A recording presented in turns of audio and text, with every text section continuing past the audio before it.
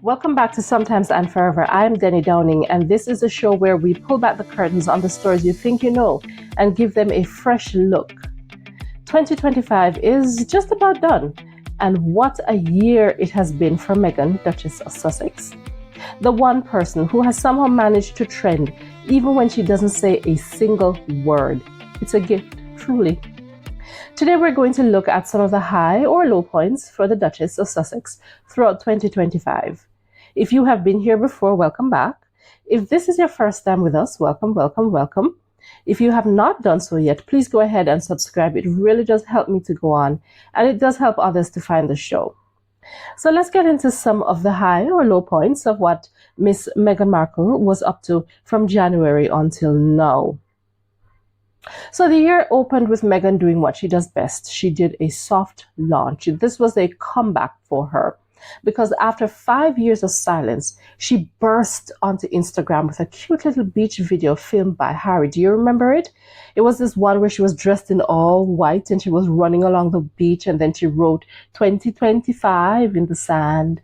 It was announcing that this is a new year and this was going to be her year. And boy, has a lot happened for her since.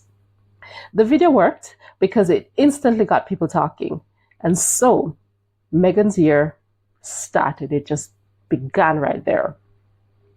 In March, she dropped her Netflix lifestyle series with Love Meghan. I don't know if you had a chance to watch it, but on that show, she was cooking and gardening. She was using pretty bowls to cook in. She was making dog food, dog biscuits. She used flour sprinkles on a lot of things. She was drinking cocktails in the morning. Wow. Basically, it was the California spiritual successor to Barefoot Contessa. People tuned in droves to watch the Duchess cook with her friends, but they soon tuned right back out. For me, the show was very pretty, but very boring, and there weren't any new recipes to see. If you have ever watched the Food Network, you've seen it all before. Everything that she did there, you saw it on Food Network. Honestly, I didn't watch all of season 1, and I did not even bother to tune in for season 2. It was just not my thing. I really just didn't do it. Anyway, the show got her visibility, and I think that was the point. That was the important thing, because it set her up very nicely for her next big move, which was launching her lifestyle brand as ever. Here, Meghan went into full entrepreneur mode. She began selling pretty products. She is selling her flower sprinkles, the flower sprinkles that she used on the Netflix show. She's selling them on her website. So she's selling a lot of pretty things, and she's packaging it very nicely because she wants it to be, according to her, prestige. Then after she got that website going and selling her products, she launched a new podcast. Remember, she had a podcast before with Spotify that didn't really work out. So she got a new one, Confessions of a Female Founder. She got that in 2025. Yeah, that's what she was up to. One of the things that she was up to. On this podcast, she was interviewing businesswomen, and she shared her own lessons learned from being a female founder herself. But after a few episodes, she threw in the towel. It was too much. It was too much. She confessed on Emma Grady's podcast that she was being spread too thin.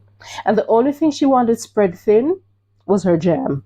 You know, as she was going through the year and doing so many things, I kept hoping that she would really double down on just one thing, and really make it her own. But I suppose at her age, she is a woman in a hurry, and she's got bills to pay, really big bills to pay. So she's got to throw a lot of things at the wall and see which one sticks the quickest and which one is going to be the most lucrative.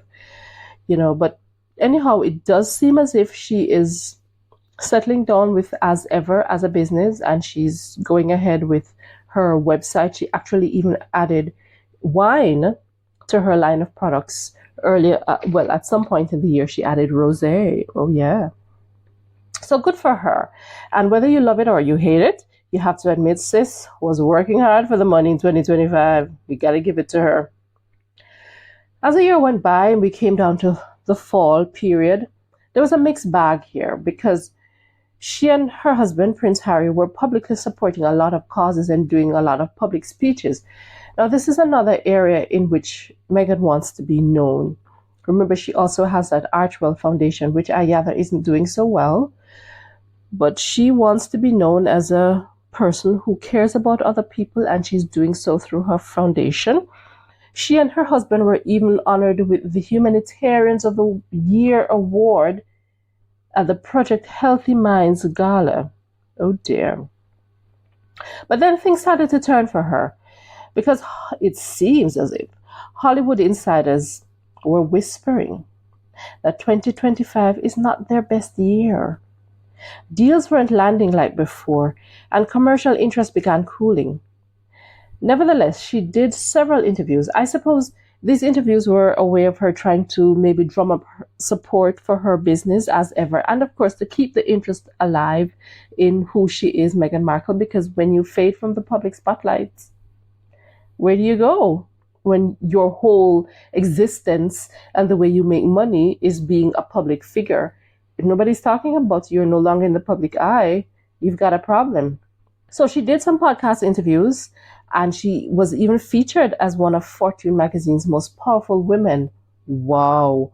She even gave an interview where she talked about all her learns from her foray into business when she was on that Fortune magazine interview.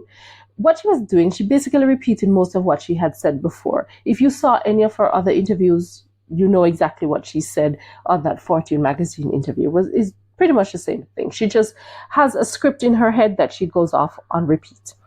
She also did an interview with Bloomberg, and I found this one most interesting because they try to make her like a human, humanize her. This was really a nice PR fluffy piece for Meghan. The network went to her natural habitat in California, and they sat down with her, and they decided to talk business with her. She didn't share any of her sales figures from As Ever. I guess there were no sales figures to share. I don't think that. I have my own theory about As Ever, which I will share at some other point in the future. But I'm wondering how much of a business is there, because she never shares her figures. But there was something very interesting in the interview, something that came through for me. At the beginning, if you go back and watch it, they went to this bookshop, and the interviewer, Emily Chang, asked Meghan about reading. And Meghan says she hasn't read in a while. You know, she's really saying she hasn't read an adult book in a while because she's reading mostly for her children. So she's reading mostly children's book. And I think she gave herself away as a non-reader. And the fact that she isn't a reader, it shows in her conversations. Like I said, she has a script in her head that she goes off of. If she were a reader, she would know more of what to say. But she's not a reader. So in answering the question that Emily Chang asked about what she's reading, she's kind of hiding behind the children and saying that she's reading for them. So she really hasn't had the chance to, she's saying basically she's reading for the children. So those are the books that she's reading now. And I guess she's saying she's so busy that she doesn't have time to devote to a book. But the truth is, even if she had the time, she wouldn't read. I don't think so. The interviewer also asked her about her name, because now that she's married into royalty, she's no longer Meghan Markle. So the question was, is Sussex a title or a name? What is it? And Meghan couldn't explain it. She has no idea what Sussex really is. All she could say was that it's a dukedom. Girl, when she said that, I had to look at her, and I had to wonder, how is it that she could be fighting so hard to keep this title, and she doesn't even know what it is? She's what we in Jamaica would call a pretty dunce. That is, somebody who is very pretty, but not very bright. A pretty dunce. A few weeks after this interview, she did the cover of Harper's Bazaar. I did a show about that, so you can go check it out after you've watched this one. She did the cover of Harper's Bazaar. Good for her. Anyway, that should have been her moment to shine and to really just finish the year with a clincher, a really nice thing to finish the year. Like so many other projects that she undertakes, it just didn't come out like it should, because she was heavily criticized for some of the photos that she took in the photo shoot. because people were saying that she's mirroring Diana too much, and it just doesn't look right. It actually looks creepy that she's trying so hard to be like Diana. To make matters worse, her father got very sick in the Philippines, and he had to have one of his feet amputated. The sad part of it all is that she has not reached out to him properly at all. Her team said that she sent him an email, and I think a letter has been sent, but it's a letter that's not a good letter. It's not a "I love you, Dad, and I hope you feel better soon, and I'm gonna come and see you soon. Just hang in there and get well soon." It was not a letter like that. It's basically a letter, from what I have gathered. From what I have heard people talking about online, it's basically a letter saying, "I'm never going to talk to you again. Please leave me alone. This is it. Our relationship is over." That's basically what the letter said. Her refusal to visit her father for even a very brief period, it looks very bad for her. This is like really, really bad PR. And it's bad PR that she's doing to herself. So all of those fluffy pieces and those nice interviews that she did and those nice together moments that she created on Netflix wasn't worth it. I mean, she could have taken a page from Harry's book. At least when his father made it known that he was ill, Harry dropped everything and went to England to see his father. Albeit for a very brief visit, but it was a visit nonetheless, so Meghan could have followed suit. 2025 began with hope and promise for Meghan, Duchess of Sussex. But by now, she's probably feeling that 2025 just needs to go. It needs to go back wherever it came from. Just go away. She's still trying to rebuild, to find her way, and that is obvious. 2025 was a big year for her, but she has a way left to go. I really do wish her all the very best for 2026. I hope she finds the courage to go visit her father and just put aside whatever she's feeling. It's just a visit. Just say, "How you doing, Dad? Hope you feel better soon." Just show her face. I hope she finds the courage to do that.